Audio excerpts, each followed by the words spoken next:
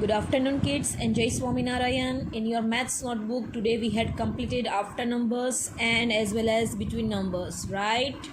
So now again we will write here after numbers in your homework, right?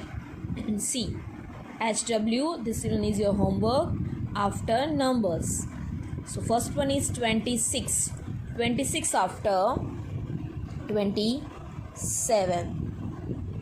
After 35, 36.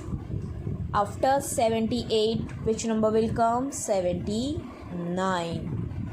After 92, 93. After 38, 39. After 46, 47. After 98, 99. After 29, it's 30. After 11, 12. Okay. Now, next number is 69. After 69, 70. After 88, 89. After 73, 74. After 96, 97. After 49, it's 50. After 10, 11, right? After 39, it's 40. After 86, 87. And after 75, 76. So it's called after numbers from 1 to 100. Okay. Now go in next page and give a heading between numbers.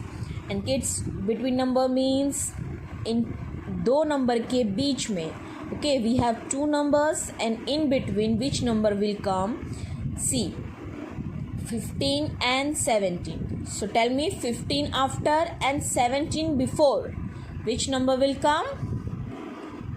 16, right?